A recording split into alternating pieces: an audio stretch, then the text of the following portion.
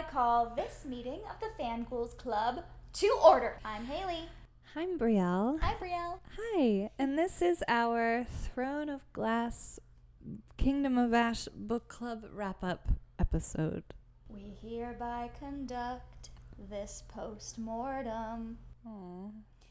Because it's a Throne of Glass post-mortem Post-mortem. Post-mortem chat. Yes, we finally finished reading Kingdom of Ash all the way down here. So we have officially read the whole Throne of Glass series. So we only did book club for Kingdom of Ash. Right. And each week we talked through 11 chapters and really went in depth of what happened, our thoughts and our predictions and our hopes and dreams.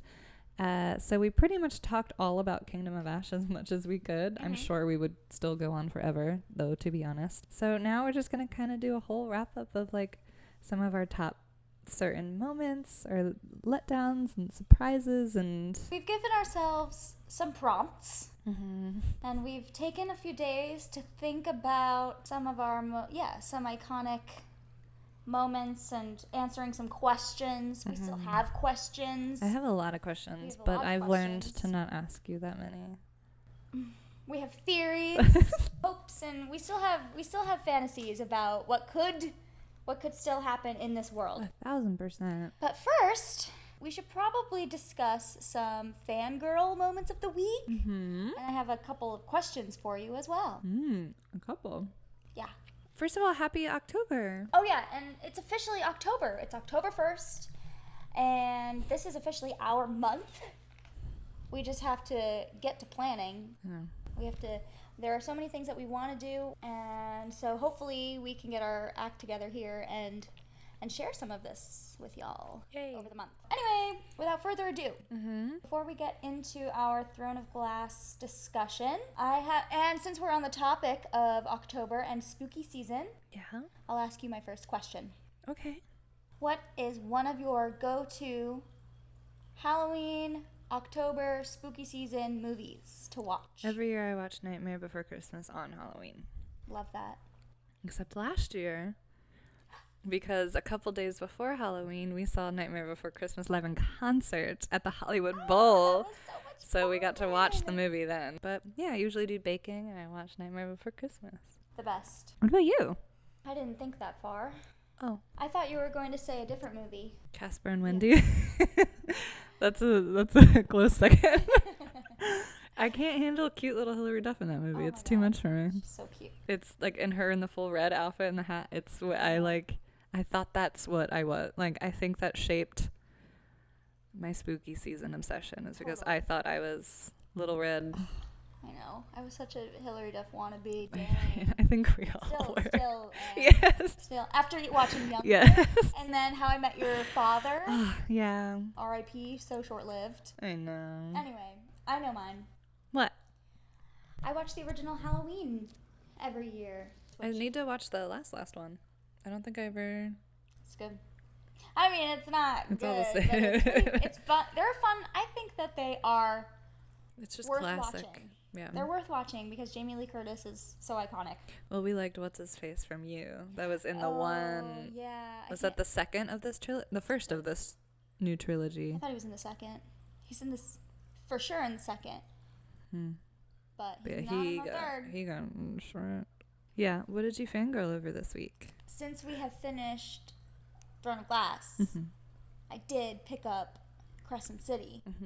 And so I started reading the first Crescent City book. And it definitely takes you at least a couple of pages to kind of get your bearings. But I'm totally loving it. Good. I'm totally loving it. I'll jump in eventually. I know. You need to, take some time. No, this happened with Akatar, too, I feel like. What? Between them? Yeah. Like, you took more time to, process. Yeah. Let it sink in. And I, am so...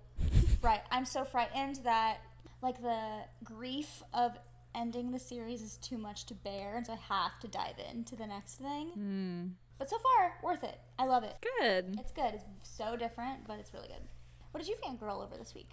Mine's very broad this week. Okay. 'Cause. Okay. And I am fangirling over just, I don't know, I think, the most important thing that happened this week was the release of the 5th book of the Fan Ghouls Club. And I am fangirling over just, I don't know, I think the most important thing that happened this week was the release of the 5th book of the Fan Ghouls Club. And I just witchy vibes in general because it's now finally October. I've been watching Agatha all along. So much Wicked stuff is coming out. Now that it's October 1st, like all of the Wicked merch decided to all release today. All the good stuff. It's crazy. And just all like the witchy vibes. I'm ready. And I've just been like fangirling over all of it. That's awesome. Yeah, I'm really excited. We have to get our costumes ready. Brielle and I are going to be doing a couple's costume this year. I think you're going to be so shocked. It's gonna be like shocked when you see what we're being this really year. Surprised. Yeah. Something we never talk about at all. Yeah. But I'm very excited. Me too. I guess on that note, should we dive in? Oh my God, it feels weird because it's a completely different format. We have no chapters to discuss or anything like that. It's just gonna be super yip yap. Which is our specialty, I feel. Yeah, which is what we're good at. Okay. OMG. Okay, so no chapters to dive into, but we do have some sort of a basic structure of how we want to go about this. And so that maybe we can encapsulate like all of our feelings and get through a lot of the main points that we want to make about our thoughts surrounding this series. Yeah. It was so hard to choose some of these things. It was really hard. This is a top 3 section because we have 3 top 3s. Yeah. Yes. Because these were the ones that were the hardest to pick because out of this whole series, picking 3 for these 3 sections was difficult. Yeah. Okay, so these are going to be our overall top 3 defining moments from the series and what that means to you and me individually. Like what defined the story. And we can get into it a little bit. Yeah. We're not just listing it off. We can discuss. So what is your first, and I went kind of chronologically just to make it make sense a little bit. I didn't at first, but I can read them off chronologically. What's your first one? The first time that I sat up when I was reading and I was like, oh, because the first book was not slow, but it's the first book. You're still getting to learn any of these characters, what the hell's going on. So it wasn't until the second book, Crown of Midnight, when I had a moment. I was like, And it's when Selena found out that Cahol was missing and she ran to go save him. And she broke into that warehouse and beat the shit out of people and I don't know, there's something about that specific moment of that was the first we saw Selena defending someone she loves. Care that much, yeah.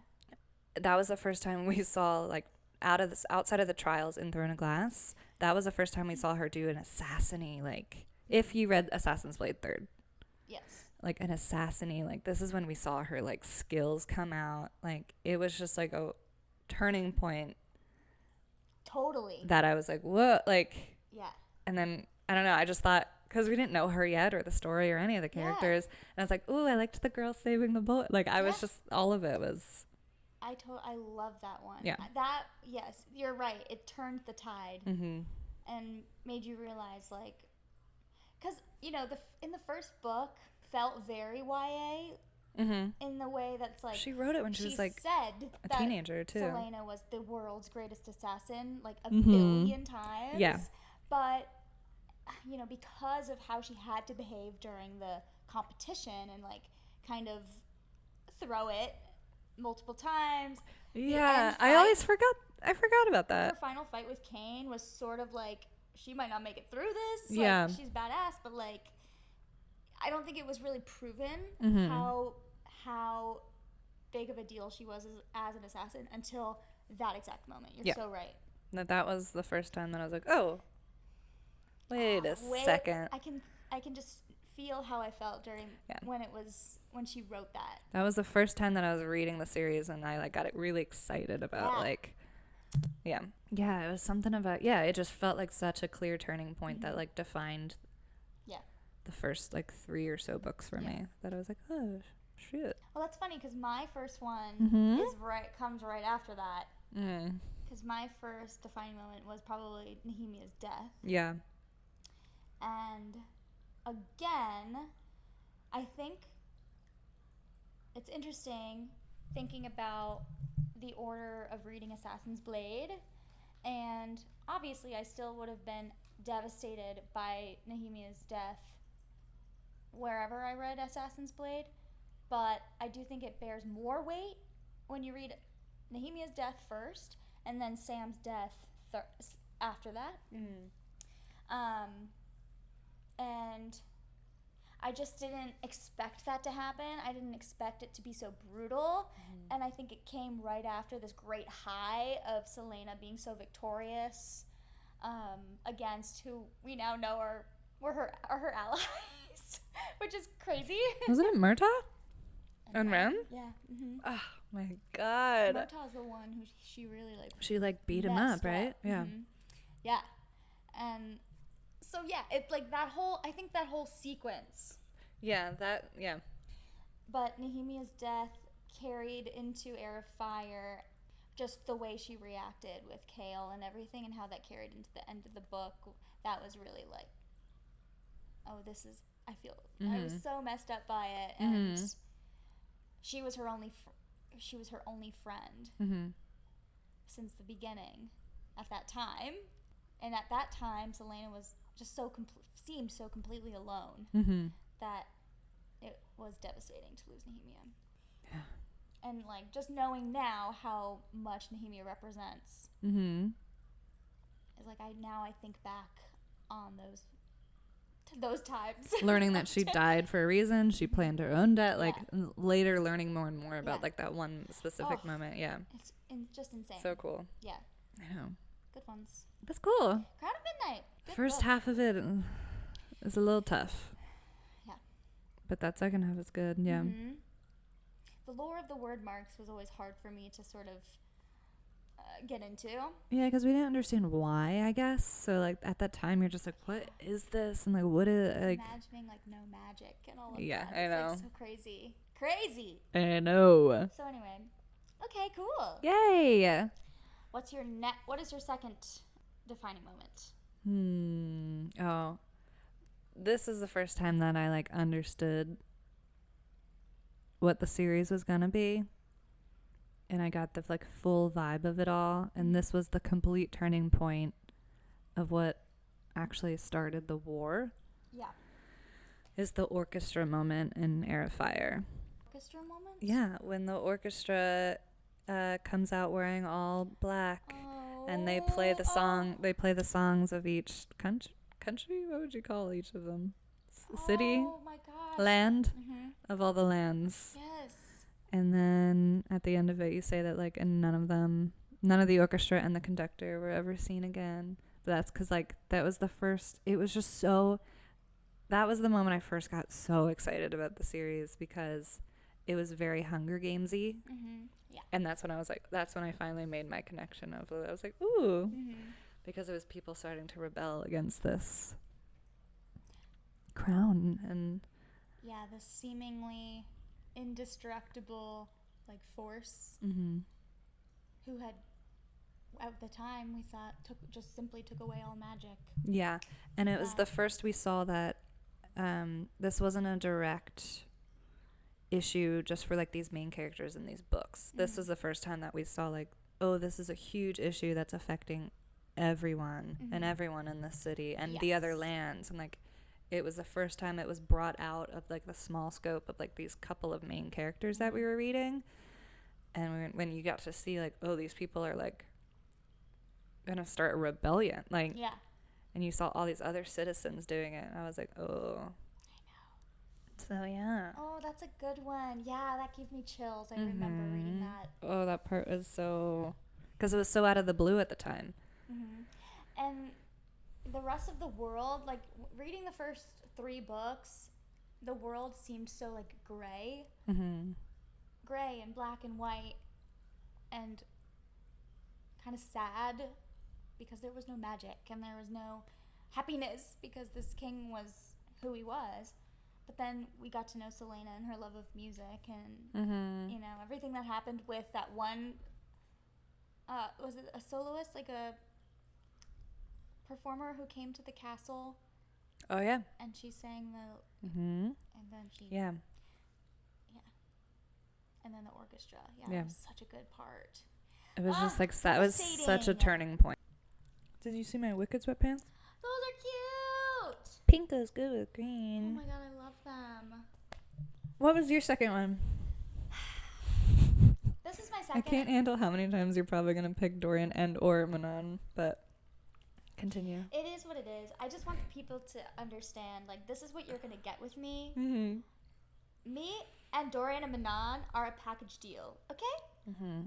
And yes, my second, but my most defining moment of the series is absolutely chapter 58 of Queen of Shadows when, oh my god. So it's this big, like, war meeting, essentially. And not only are the King of Aderlin and his Valg Prince son, infested son, Dorian, coming to this, coming to the Oakwald Forest to meet with the matron of the Blackbeak clan and Manon, the wing leader, and all of her, the 13. Fucking grandma. They're coming to meet to discuss, like, evil war things. Well, not only that, but also Kale and Aelin and all the rebels are trying to sneak in and see what they can do to help Dorian. Mm-hmm. And so, I'm just, like, nervous, like, hoping they're just gonna, like, come in and get Dorian out of there and maybe save him somehow or kill him. I think at this point I'm thinking they're probably gonna kill him. That's what Aelin's plan was, and Kale was trying to be like, no! And that's why they were definitely at odds. Mm-hmm. I was not expecting for the King of Aderlin to say, "Oh, you can go." King of Aderlin and the matron of the Blackbeak clan unknowingly play matchmakers, and they're like, "Oh, you two can entertain each other." And Manon goes up to Dorian, and he is able for a moment to come out of his Valg-infested state to say, "Hello, witchling."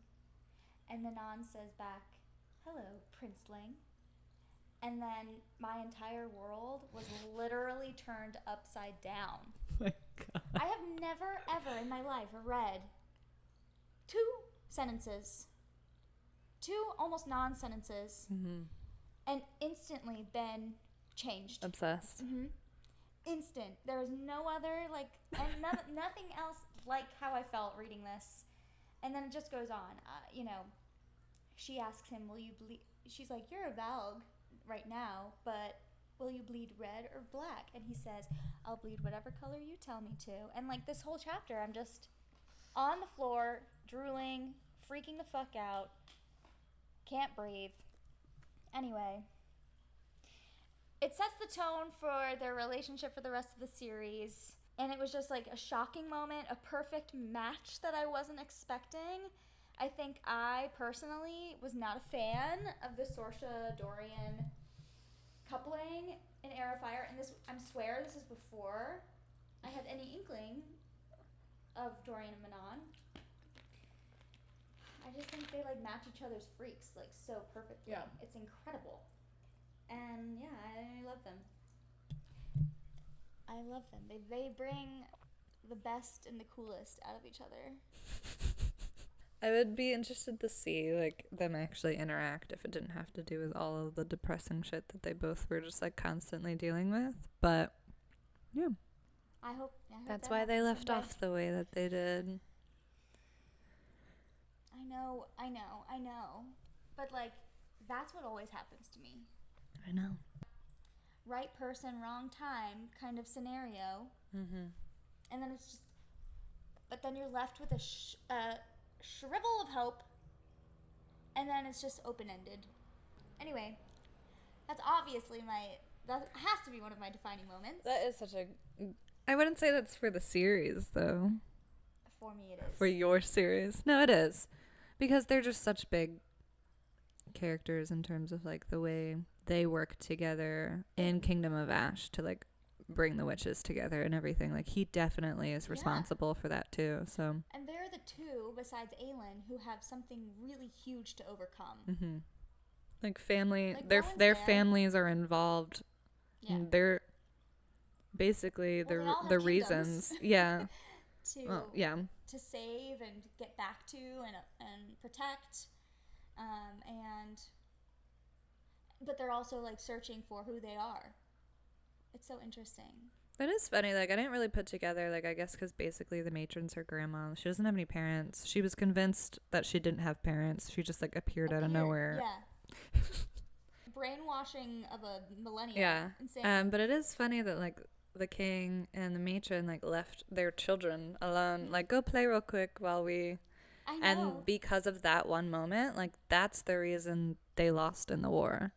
Mm-hmm. Is because they left their children unattended. Yeah. It's such a generational, like a totally generational story. Yeah. You know? How she portrayed Dorian being infested for that first chunk, that half of the book, it really seemed like hope was lost. Mm-hmm. I had no idea where he was going. I had no idea. Because we didn't get anything of him. No. Every once in a while, it was like one page of like really depressing. And we loved him in the first two books. Like, I loved his character. Like, his little... You know, flirtatious, fun, smart, book loving. I mean, he was perfect. And then he was just gone. And then to see her bring that glimmer back out of him. I mean, unmatched. So good. Yee, I love them. So funny. Okay. What's your third? It's probably because it's one of my favorite scenes in the whole series, but it was the big dancer moment in Queen of Shadows when Aelin is rescued. Oh, so freaking good. I think that's my favorite scene that I read in the whole series of like, because I didn't expect it. We obviously didn't have any idea what was going on. And the thing that like makes me hate it as much as I love it is that all was a plan that Aelin and Arobynn did together. Yeah. And like as much as he was a better villain than Erewhon. Like 100%. He was a brilliant villain. It was a shame to see how well Aelin and Arobynn worked together, because like they made the most showy, perfect, like beautiful scheme just to rescue Aelin. How amazing is it though? I mean, case in point, they did that together, and that was like so incredible. But then that's why he's the reason why she then goes on to, as Aelin and as a queen, is able to develop her own crazy out there schemes. Like, it is thanks to him. And that's proof, yeah. Oh, she 1,000% learned everything she knows from him. Yeah. And so much of how they won the war or won small battles and like, you know, certain situations is because of her scheming, and it's just such proof that she 1,000% learned that from him. Yeah. Like his schemes that we saw in Assassin's Blade, or even later when she learned his scheme ahead of time when he tried to put the ring on her. Oh, I love that part. But she knew him so well and his scheming that she knew he was gonna do that, so she out-schemed him. It's just... Queen of Shadows is the best book ever. Oh my god, so many like satisfying moments happened. Back to your moment when like Aedian's rescue. I really thought it was gonna be... again, I'm comparing it to Game of Thrones and stuff, but I had this inkling like that something was going to go wrong, like right off the bat, and something bad was going to happen. She was going to be something was going to like mess it all up. Kind of like how there's like a cop out at the end of one of the Game of Thrones seasons when like Tyrion Lannister is going to go into battle. There's going to be this big war, but instead of like filming that, he just like trips and falls and passes out, and when he wakes up, it's the end. That's kind of, I was going into that rescue because it was so hyped up and built up. I was like, something's just going to go wrong and it's not going to turn out. But anyway, it ended up being like the best scene. The best scene with so many cool little twists. I like know. And like bringing back the dance teacher and her saying like, if you do get to like rule after this, or did she not even know at that point? I don't remember, but she said, I'll follow you. If we all make it through this, like I'll show up wherever you are. And like, so that gives me hope at the end of like Kingdom of Ash, when Rowan was like, oh, and we'll open a theater and we'll open a library and we're going to bring back the arts. I thought of that dance teacher who like helped Aelin in that time of need, helped She's the reason Aelin was rescued. And like, it's so good. And it was just, I saw it so cinematically, and like all of the dancers and like because I pictured it like Masquerade and Phantom of the Opera. 100%. Like organized chaos, singing and dancing and all this movement and like so much happening, and it just like turns around in 2 seconds when the Phantom pops up and everyone goes like quiet. Like I just Also, I mean, not that the scheme itself wasn't just good enough, like not just good enough for her to pull this off, but another moment where you could have been like, dang, Erewhon kind of dumb. Like, Erewhon / his lackeys are sort of like not great at what they're doing. You know what I mean? Because I mean, I guess I just kept waiting for him to be one step ahead. So I didn't think I'd miss Erebin. I hate, like, the way I hated him drove me so much to like keep reading of like, I need to know when this guy's gonna die. Like and again, why Assassin's Blade 3rd is so good, because it's so fresh on the mind, everything he did to her in that story. To see him just 2 books later is crazy.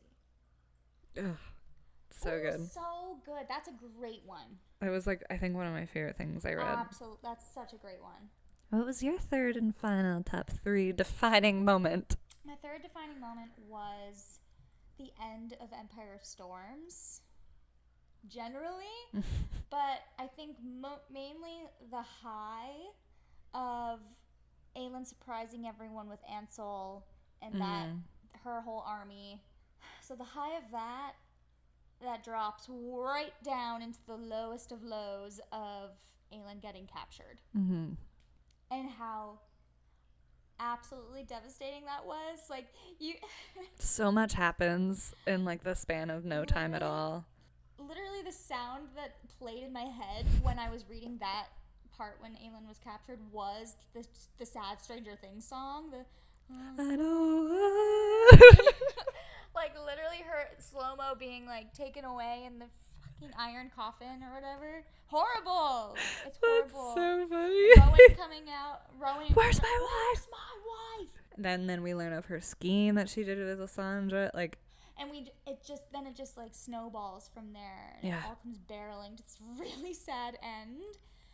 And thank God we did the tandem read, because if we had to then read the entirety of Tower of Dawn after that in wait, I couldn't have handled it. That's me. I know, it was so mean. Like, that's why people shit on Tower of Dawn too much, just because of that cliffhanger.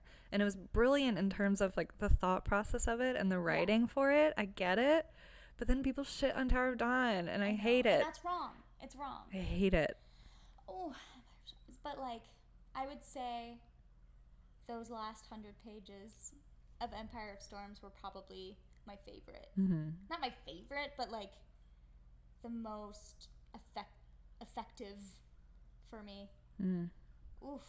That was the so biggest downhill. Again, and then we think, and then, you know, Maeve's Armada shows up, but then we see that Rowan is turning the tide, and he goes. Oh, that was one of my favorite moments when they all show up in the white flags. And they end up joining them, but then it's kind of all, some of it's all for naught. Yeah.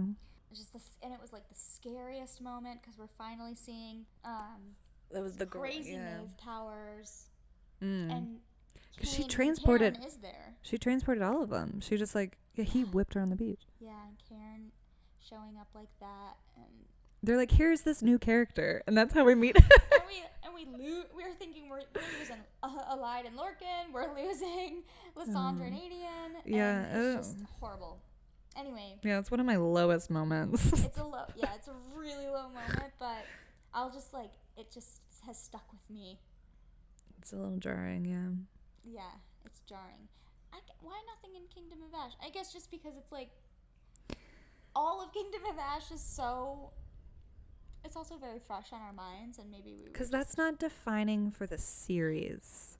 I know. Kingdom of Ash is the wrap up. Yeah, it all leads up to Kingdom of Ash. Yeah, you're right. Because these were like top 3 defining, like what the series for you. And Kingdom of Ashes, obviously there's so many brilliant moments, but yes, I know. Maybe that's. I think that's the thought process. Yeah. Sure. Wow, those are good. It got me all excited. Alrighty. Should we reread it? So weird. The books? Oh, reread the whole book. The series. I need to reread ACOTAR. I want to listen to the ACOTAR.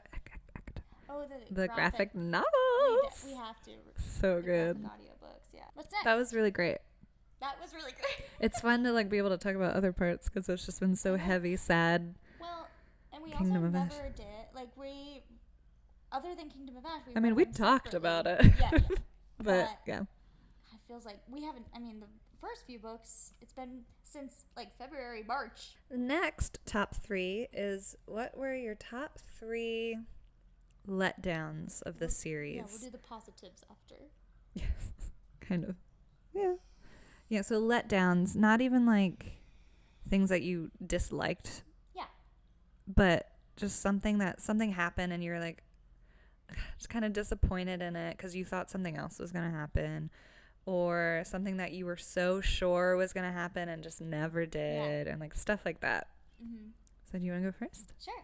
My first letdown was, this might come as a surprise, but I was a huge Dorian and Selena shipper. Mm. I wasn't happy when she chose Kale at all. Not that I've ever been a Kale hater, but you just loved Dorian so much right off the bat. Right off the bat.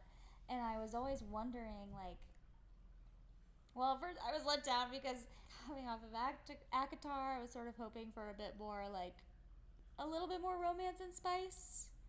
And I know that's something that a lot of people talk about when they read these books, is where's the romance? There isn't the any. It is there, and it happens, and it is so good. There's romance. It's so worth it, and it's so worth the wait. Not as much as ACOTAR, but that's for a reason. Anyway, I was a huge Dorian and Selena shipper, and I was sad that they never gave themselves a real shot before she got sent away by Kale.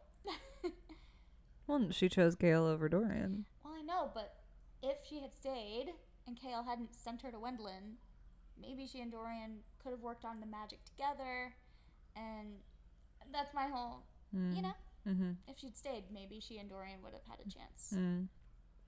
Again, they were never going to happen. Thrilled that it didn't happen for obvious reasons, but what was yours? Ooh, how do I do this chronologically? These are all very end of the series. Really? I didn't even think about. I know we probably have one that's the same. No royal wedding? Oh, no. I'll start light then. Just honestly, and I know it's at this part, at this point it's just kind of funny, but I dead seriously mean it, is that there just wasn't enough Sartak. Yes. No, because I think she just so much important stuff happened in Tower of Dawn, and then she focused so much on Nezrin's story, which involved Sartak, and then the royals and everything, and that's how we learned about the spider. And I just really thought we were gonna get a little bit more in Kingdom of Ash, and we just didn't. And I just think it's a really big missed opportunity. I totally agree. Right. It feels like he and his family were a tactic to get to learning about Valglore. And sure, I guess, don't get me wrong, the spider scenes at the end were the best. That's why we love him so much. But where was that energy in Kingdom of Ash? Everybody wanted it. Yeah. There was room. Yeah, 1,000%. And that's why I think it's just a missed opportunity. He was such a fleshed out good character in this book, so to not continue that at all, we could have gotten something good. Especially all of them coming to Aelin's aid, they followed Kale. They did the thing, and here we were.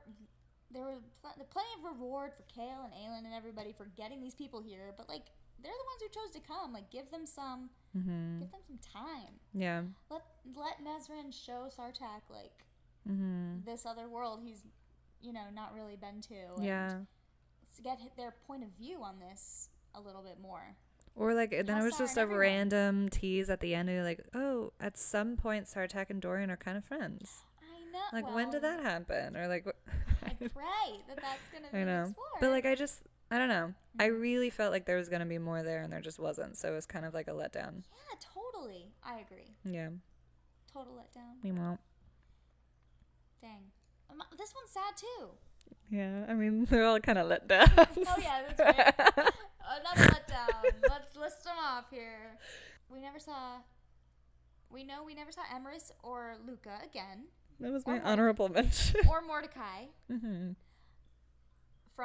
We got to know them as very well cooks and the dishwashers and things working in the kitchens in Heir of Fire.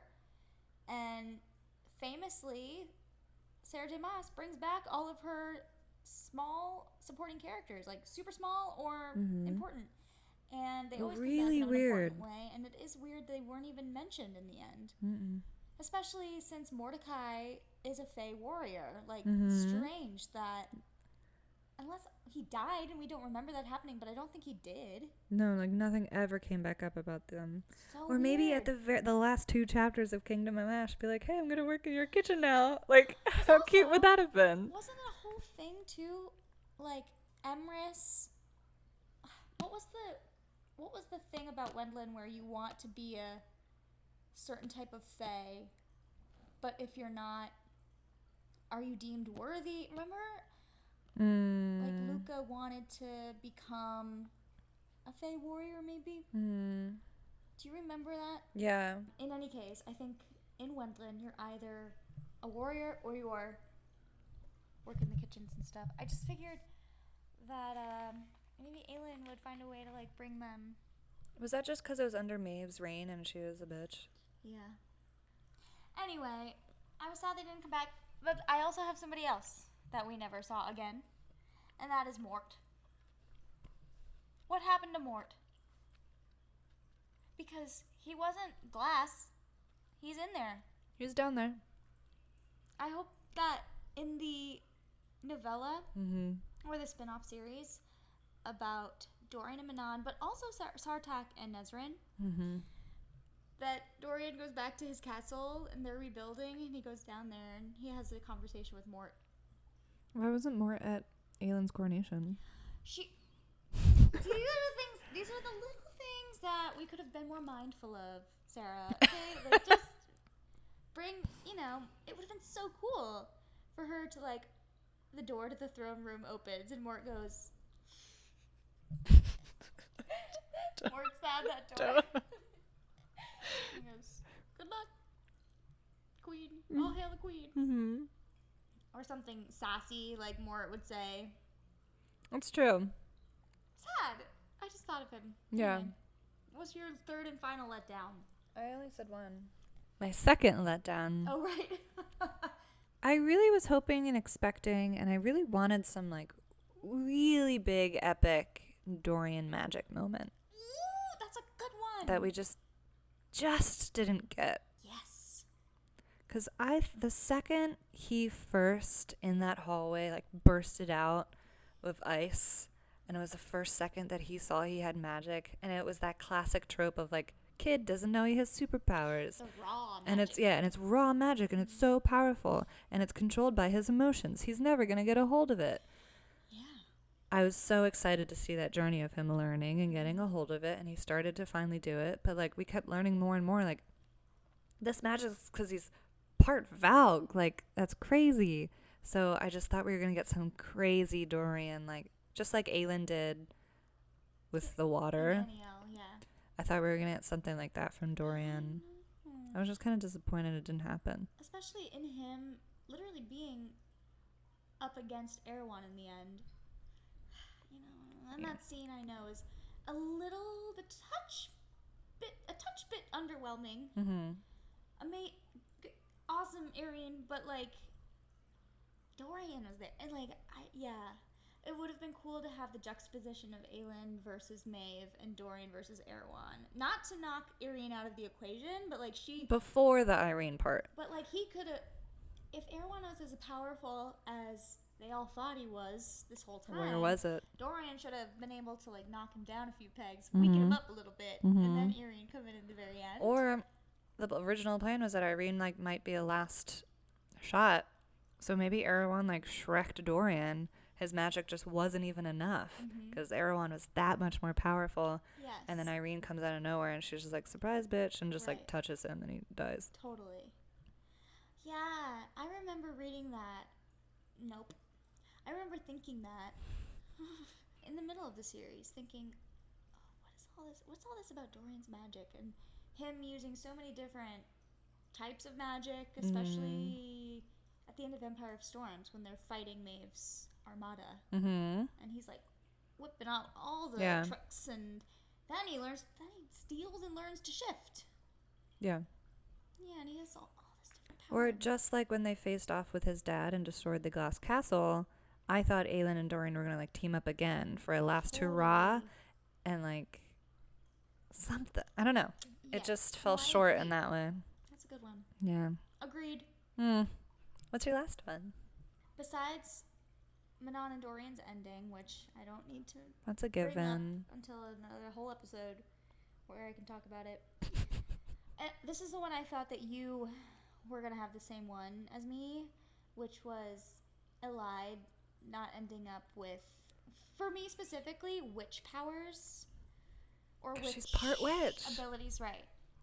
I think, like, I think we've not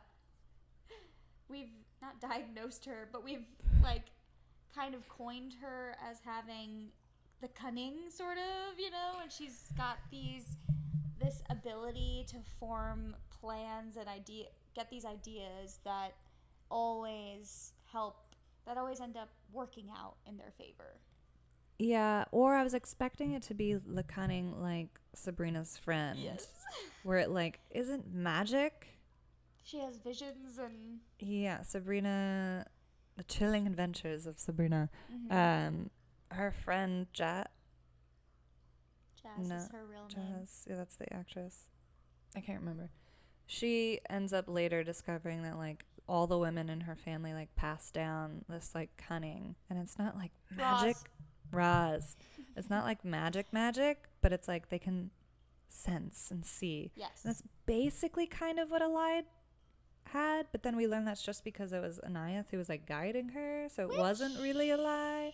But then like still some sort of something. Yeah. Yeah. I just thought it was gonna be at one point like I don't know. Maybe that would be too much into what Elaine's gonna do in ACOTAR, so true. I don't know. Yeah, and I get, I mean, we've got plenty of iconic and badass Elide moments. Like, I mean, the Battle of Aniel, that could have been a defining moment for sure when she goes to save Lorcan. Like, and she simply wills everything to go her way. I think is sort of where we're coming from when we're talking about Elide's, like, kind of sort of power. Yeah. And I also, just to add on that, I do wish that she had let Irene heal her. Yeah. I get the whole, like, this thing doesn't define you. Like, I understand that point, but it hurt. Like, she was in pain. Like, I wish she just let her do it. I know. She still had to limp down the aisle for Aelin's coronation, and then like for her wedding. Like, did she have it on her wedding day? Well, no. Lorcan probably like helped her with whatever that power is. I don't really understand. Give us a wedding, man. Okay. Anyway. That's true. What was your last letdown? Oh, it was just honestly that my letdown was just Erewhon in general. Yeah. I liked Arobin and Maeve way better than Erewhon as a villain. Yeah, I thought we were gonna get some epic Dorian Erewhon, because he trapped his father. Like once he learned everything about his father, I thought it was gonna be like Dorian loses his cool and he ruins the plan, and then like there's drama because he accidentally lets Erewhon slip out because of his, like I thought, and then him and I don't know. Totally. I just really thought he was the big bad for this whole series. we didn't see him for the whole series. We thought he was lurking and being sneaky and planning something huge. I mean, and his army was huge. Adian could tell you. Yeah. Huge. Never ending. Yeah, but he didn't do any, like, I don't know. I know. I just... A schemer. That, yeah. That just... For sure. Fell short on me, that last battle. It wasn't even a battle. He showed up, he flew away, and then they killed him. And honestly, his, like, little back and forth with Aelin before the fight was a little bit, like... He's like, oh, yeah, remember we met before. I don't want to say corny, but almost, like, I don't want to hear you talk. I thought he was, like, super evil, demonic. Like, he that's can't how even I speak, him, yeah. That he just, like... Yeah, because it was described that he had, like, golden hair or something. I don't know. But again, I just really thought it was Voldemort, so... Totally. Yeah. And I do think we discussed this, where it's like, I think the point is that he's just a dumb man. Which is amazing. It is a heroine story. Which is fantastic. But, like, it's just not... Maybe... Just not what we were expecting. Or a clear shift in, like, oh, wait, Maeve is actually the bad. Yes, exactly. You know? Or if we learned the whole time Maeve had, like, power over Erewhon, and, like, she was actually controlling everything. There's something about it that was just like, meh. Yeah, for sure. So some letdowns. Yeah. But there were some fun surprises that we learned throughout the series. Yeah. Unless you had some certain things spoiled for you, like Brielle. I had a lot spoiled for me. I wanted to go down the list and see what you had spoiled now that we've read the whole thing, because I never read it. I didn't know anything. Somehow I kept things under wraps for myself. Yeah. Do you want to do surprises first? Yeah. Okay, what was your first surprise? Surprise! I'm going to go chronologically. Oh, I had to cross this one out because I thought of another one that was... Okay. The big reveal that Arabin was responsible for Sam's death. And that the only reason is because he didn't want to share. Like, that surprise of, like, because we thought Sam was so proud of himself that he found this deal for himself. And then he was like, this last death, this is the last kill I'm going to do. And then you and I will escape together forever and never have to do this again. I know. And not only the reason that it didn't work out is because it was a trap the whole time. And then, like, he got tortured. Like, just learning that it was a scheme. Was just a big surprise for me. I was devastated to learn that. Oh, I know. And Aelin, all the while trying to do the right thing by paying off the debt and telling Arabin, like, trying to, quit the correct way. She trusted him. She thought she owed this to him, She wanted to do it the right way, and that it was never gonna happen. It was Oh, dirty. yeah, It made me so evil. Made me feel dirty. Yep. Ugh. Yep. And yeah, along with that, like what we learned, he did with and to Lysandra. Like, after we read Assassin's Blade, like, oh my god, he was the worst. Like, evil. Yeah. Such a good character. Constant surprises with him. Such honestly. a good character. Yeah. Her being sent off and everything. It was him. I know. Crazy. What was your first surprise? Mine's like the obvious one. I had no idea about Selena being Aelin. So yeah, I mean that's hopefully one that a lot of people also had. I think I decided that I think the end of Crown of Midnight and the end of Empire of Storms are my two favorite endings in the series. Like, Crown of Midnight was just like boom, boom, boom, boom, boom, like one crazy thing after the other, obviously, like her becoming her Fae form and stepping into another portal, world, the portal, and Kale like ending grabbing up saving Fleetfoot, her trying to kill Kale, and like Dorian's there. Dorian's just there. And Dorian, but we learned about Dorian having magic. It's just so it like blows it all wide open, but then at the end, when actually learn who she is. Yeah, obviously, I was like, what? And I didn't know what it meant at the time, and so that was pretty crazy. Yeah, it was that. I think that was the bigger thing of like, it was a surprise, but to us still, we were like, okay, what does that mean? Exactly. So I was like, oh, so that's not her real name? Like, at first, I just didn't really know what to take from it. Yeah. And like what that meant. Yeah, exactly. What's your next one? My surprises are all like sad things. Okay, that's fine. I know, but we were like, oh, like this will be better after the Well, I mean, anyway, it is sad. A lot the of whole the series. time. Everything about the king.